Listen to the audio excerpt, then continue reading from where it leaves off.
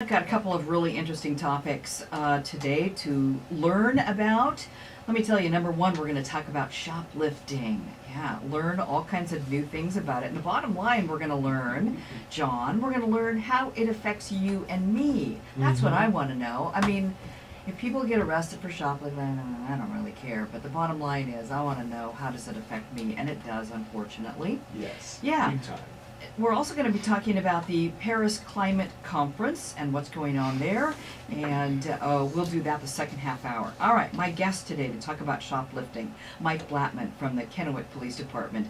Mike, you've been working in the whole area of what it's called as loss prevention, which I think is a funny title. Yeah. But you've been doing that for a long time. How long? Yeah, well, I've been working with the different stores in Kennewick for about 36 years now. And Oh one my of those gosh. things includes what they now refer to as asset protection. So Oh, it makes do it more they? sense. Oh, Yeah. okay. Protecting the assets of the company. But yeah, shoplifting or loss prevention. So yeah. Yeah. All right. Let me read some statistics and tell me whether or not you agree with them. I You just bet. found them on the internet today. And they always Yeah. have the honest stuff. Yeah, really. All right. So, in the country, they estimate that there are 1.2 million shoplifters or dishonest employees. 1.2 million. Any thought about that? Yeah. I would say statistically, we say in Washington State, 1 out of every 50 shoppers is a shoplifter. 1 out of 50. Yeah, and then as you go back east, it's 1 out of 12. So that would make sense. Yeah. Oh my Yeah. gosh. All right. So it happens 330 to 440 million times a year. Oh, absolutely. In Kennewick alone, we're up to about 600 apprehensions so far this year in Kennewick, just for Kennewick stores. Now, again, statistics, you can make them say whatever you want. 1 out of every 12 shoplifters is apprehended. So figure Oh my. 600 times 12 will tell you a more accurate description of the number of shoplifters that actually take place. We're talking about in Kennewick. Oh boy. So yeah, that sounds about right. So how Wow. are they able to, let's say you said 1 out of 12, Mhm. how are they able to, is it through when they do the inventory and they say, okay, we had 25 units of this, we've sold 2, but there's 3 missing? Exactly, and Okay. there are different ways that you can have shrinkage. You can be through employee theft, it could be vendors and shoplifters as well too. But for everyone that's caught, there's a lot that get away. And then you Yeah. also have to remember that the vast majority of stores don't have asset protection or loss prevention that deal with shoplifters. A lot of the mom and pop stores, even a lot of the franchise stores or the stores at the mall, for example, not all of them are in the business of catching shoplifters, nor should they be. Yeah. Wow. So some Okay, of them have that's big. cameras, but they don't have the folks that walk around. Yeah, and some people just have a hands-off policy, and sometimes that's because they don't want to mess with it. To be honest with you. Or they don't want to endanger their employees. Yeah, or, exactly. Yeah. And there's other things you can do to prevent shoplifting rather than catching bad guys like Yeah. that. So. All right. So another statistic I came up with is that the loss on an annual basis is somewhere between 10 and 13 billion with a B. Yeah. So I was looking at our statistics, and this is just for I handle a handful. I probably handle 50% of the shoplifting cases come across my desk. Again, through yesterday, almost $27,000 worth of merchandise was taken. Our average loss this year is about $152 per incident. So Oh. again, 600 times 152, but again, those are just the ones that are getting caught. So yeah, it is a huge loss for businesses. That does sound like a huge Yeah. loss. Okay, so Walmart alone has like an annual loss of 3 billion. That's just one store, and that came out of Fortune.com. So Mhm. interesting. So I want to know, are there different types of shoplifters, like the professional shoplifter or the 17-year-old who says, I feel like I need a chocolate candy bar? Different groups. Statistically, usually people say that there are usually, they say there are more juvenile than adult shoplifters. I have not seen that trend in my history working here with Kennewick Police. I've seen primarily adults. The vast majority of them are adults, and they are not what I would classify as professional shoplifters. The professional shoplifters are the ones that will travel great distances, will go in and do specific types of thefts. We've seen them around here. Usually they will hit, I would say traditionally around here they've hit the cell phone stores. they'll go in and they'll grab a number of cell phones and things of that nature, and then they will take them and put them on the black market. There's other areas too. In some areas they have specific things that they're looking for. Baby formula is an extremely popular item. Haven't seen that around here though.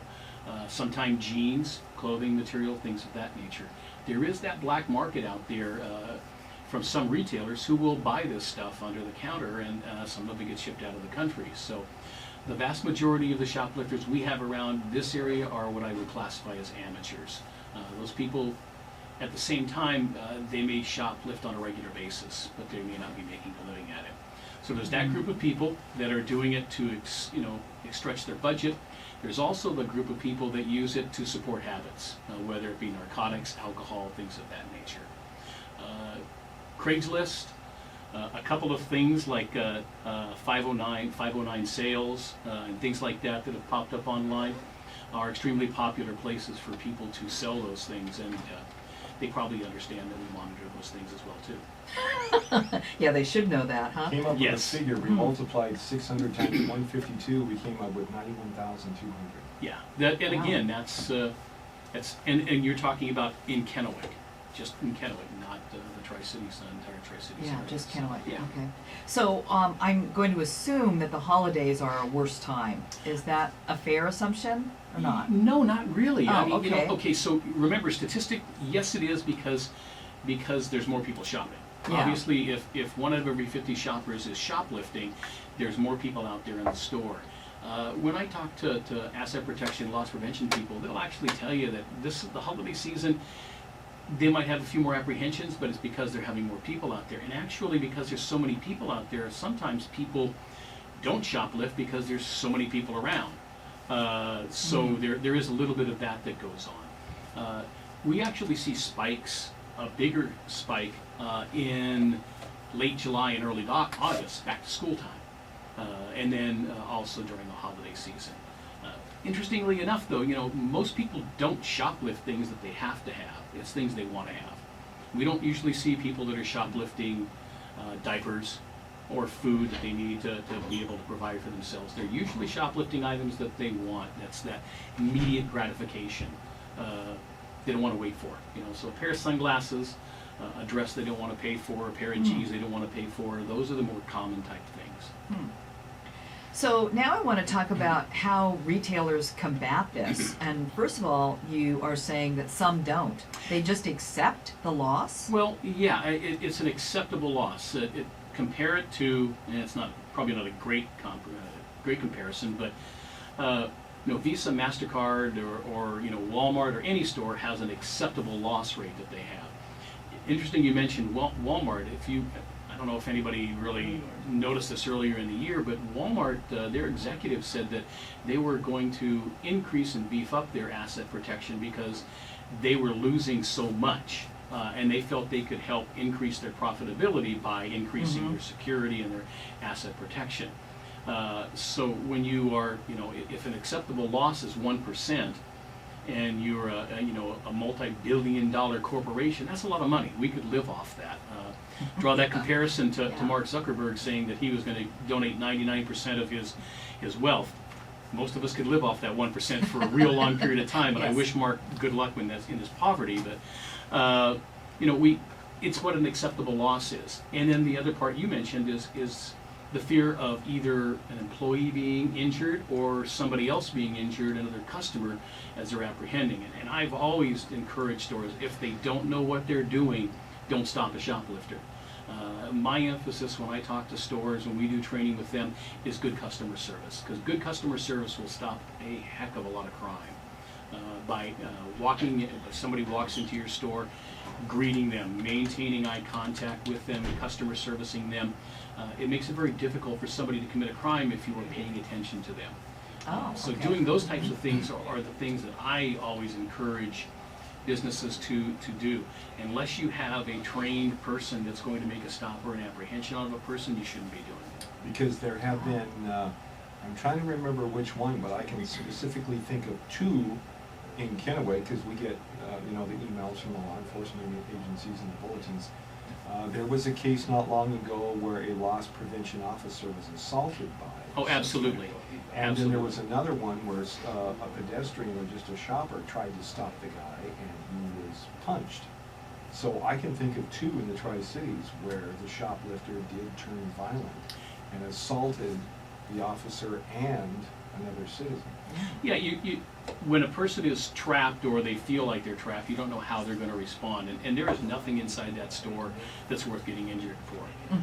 If you could identify the person. And, we're very good about, if we see somebody that, if we have video or something of that nature and the store gives it to it, we're pretty good about getting it out to the public and trying to find out who it is. We want to hold people accountable, and there's different ways that can take place. In some of those instances, it's important. But again, some stores have just taken the tact of the risk is not worth the reward. They have an acceptable loss. Yeah. That's interesting. We better take a break here, Mike, but we're going to come back. I also want to talk about theft from within and employees stealing from their place of work. Hey, we're back in a moment here on this Wednesday edition of Meet in the Middle. We're talking about shoplifting, loss prevention, I guess it's called now, asset protection. Mike Blatman is my guest. He's from Kennewick Police Department. He's been working in this field for more than 3 decades, so he pretty much knows his stuff. It also makes me sound very old. Thank you, Christine. Well, yes, I have known you for a long time as well. We first met when you had already been working for the police department for some time when I came to work here some 25 years ago. And still doing the same thing, Matt, Mark, Mike, names of your kids there too. So, what about theft from within? Employees. Yeah, and interestingly enough, and there's more employee theft than there is shoplifting. Oh. In a lot of stores, when I mentioned that they don't have an emphasis on shoplifting, they'll have an emphasis on internal theft. They'll pay attention to that. We don't usually see those cases. Most of the time, the store will dismiss the employee. They might enter into some sort of a civil agreement. Rarely do we see an actual prosecution of those things, but when we do, they're usually significant. And some of the responsibility of that lies with the store itself. Not a lot of stores conduct background checks or investigations on all employees, particularly ones that are handling cash. So I've seen circumstances in the last couple of years where people have an extensive criminal history record.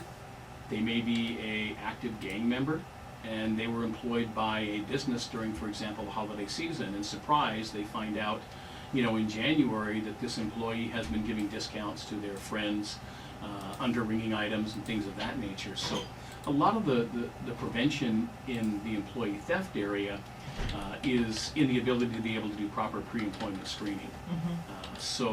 But most stores, that is what they peg the majority of their losses on, is on internal thefts. Wow. So why don't they want to prosecute, though? They don't want the bad publicity that brings to a business, or what? Well, if they can enter into a financial arrangement where they're going to get paid back, I think that's their major emphasis. So they will, as they walk out the door, they will have that employee or now former employee sign an agreement saying they're going to pay him back.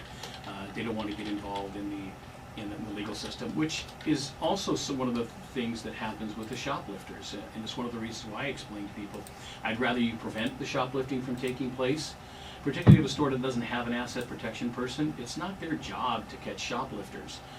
They're not trained for that. They're not ready to go to court. And when they do those things, it's taking away from what their primary responsibility is, which is to sell merchandise. So, I put my eggs in the basket that says, let's prevent it. Let's keep it from taking place by having good customer service and security devices that'll help reduce or eliminate that theft opportunity.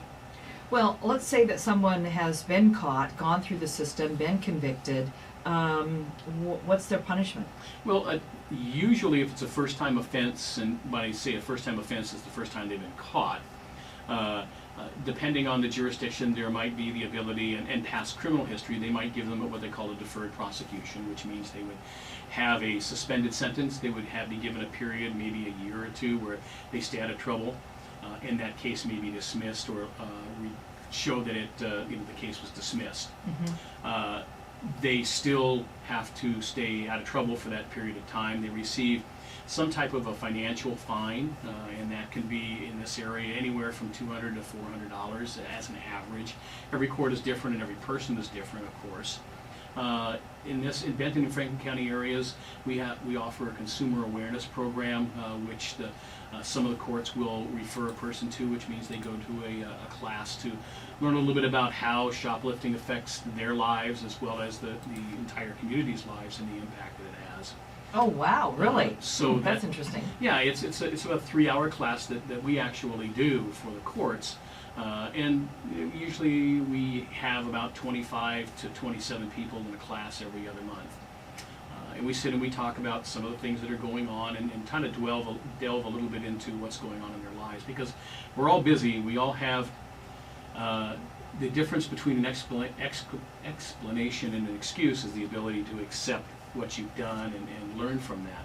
So we talk a little bit about that and some of the underlying causes and just thinking a little bit about what the cost is. And you're talking about the cost. What we usually see is that a person steals I said $153 item, but on an average you look at that and we have people that steal for $3.99.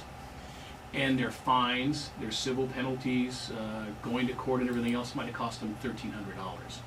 So you explain to them that, they could have bought an awful lot of stuff for the $1,300 that they're out for going to court, having an attorney, paying civil penalties and everything else, and it just doesn't make any sense. Mm-hmm. The risk is not worth the reward.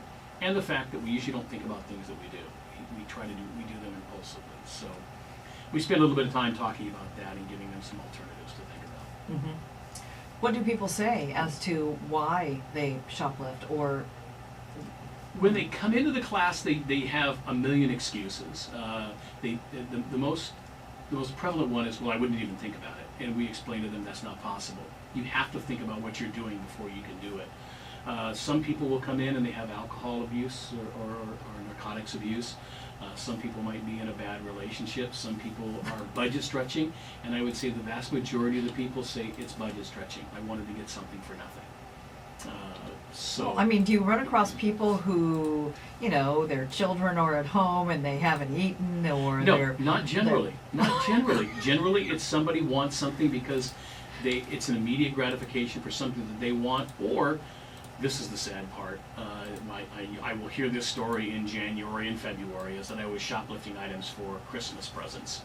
Then there's nothing that says I love you more than getting a stolen item for Christmas. But I hear that every year in my January and March class. It's like, oh my God, I was shoplifting. On the other hand, I have had nurses that have come in and said that they are getting gifts for people for patients.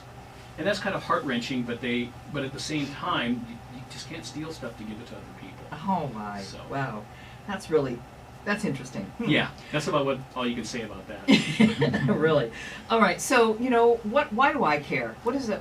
How does it affect me? Good question. Let's talk about shrinkage, because I can't break out just shoplifting. But shrinkage in a business could be everything from employee theft, shoplifting, paperwork loss, vendor loss, which is where a vendor says they're bringing in 10 items, they only brought in 8, and they're going to use it someplace else. Is 10% of everything you pay for. So 10% of everything that you purchase in a store is believed to be, as an average, added on to the cost. So 10 cents on the dollar for everything you're spending. Everything you're spending on is for shrinkage of some type for that business. So I'm paying for other people screwing up. Well, exactly. And the sad part is I know of a couple of businesses that, as long as I've been here, that have gone out of business because of shrinkage, whether it be an employee taking money from the company, or just a combination of people not paying attention. It affects the bigger stores, but it has a greater impact on the smaller stores, the local stores, the mom and pop stores that have 3 or 4 employees, because the money that they have available is not that great. If somebody comes in and takes $10,000 out of a store that maybe they're making $10,000 a year on profit, they're not going to stay in business very long. And unfortunately, those are the stores that are most vulnerable because they don't have the time to train employees, do background screenings of them, or even have policies and procedures in place for cash control and things of that nature. So it affects everybody. It affects all of us every day. We're paying for it, that's for sure. Yeah. Well, what advice would you give me if I'm shopping this afternoon and I see something that's suspicious? Just walk on, or No, I mention it, or what? Yeah, the best thing to do is to contact an employee and let them know, hey, something looks suspicious about this person. It's eyes and ears. You know, it's no different than when we talk about in the police department. The vast majority of arrests and apprehensions are made as a result of people coming forward and letting us know what's going on. The more eyes and ears that there are out there, the better it's going to be. I wouldn't expect a store to stop somebody just based on a customer telling them that something is, but it gives them the ability to be able to watch them and, as we call it, customer service them to death. Because I'd much rather that person, the employees, and we teach them how to do this, is to walk up to a person and explain to them that, you know, without calling them a thief, letting them know that we're aware of what you're doing and can I help you with something.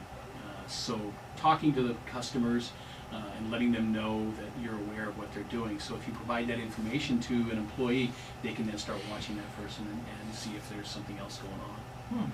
We don't want to suffer a loss. We want our businesses to be successful, and people should be held accountable for things that they do that are not legal. Because it's costing me and you money. Yes, it is. Yes, that's the bottom line. Yep. Well, that's all pretty interesting stuff. I appreciate your time today. You bet, no problem. Have a Merry Christmas. Oh, thank you. I like that, Mike. And Thanks. before you go, real Yeah. quick, I'm curious, just off the top of your head, you know, we've seen stories and seen people go out of stores with shopping carts loaded with stuff. What is the most wild, brazen, Wow. outstanding case you can think of without naming names? I can tell you that there is this just blew my mind, and this was a couple of years ago. It's a store that sells a lot of I'm trying to think without identifying what the store is. It is hard to believe that somebody could steal $5,000 worth of scrapbooking material. And yet we had a woman push out a cart that had $5,000 worth of scrapbook material inside of it. Wow. It just pushed it out the door. She spent a lot of time Wow. doing that. So that would be, you know, that was probably the most unique one that I've seen. We still have a lot of people who grab stuff and push it out the door, run out and throw stuff inside of it, which is, under some circumstances, could make it a felony crime. But I would say that the scrapbook lady was probably the most unique one that I've seen. And so she was caught and everything. What She was caught. What was she going to use that for? Do you remember? I don't know that we ever really knew. I knew that the young lady that was working at that store that apprehended her. It was a career move for her. She moved up the food chain in the company. Nobody could believe that they could steal $5,000 for the scrapbook. I didn't realize how expensive that stuff was. Wow. So she had a whole shopping cart full of stuff, and it was cataloged. It was amazing. Wow. Very interesting. All right. Thank you, Mr. Blatman. And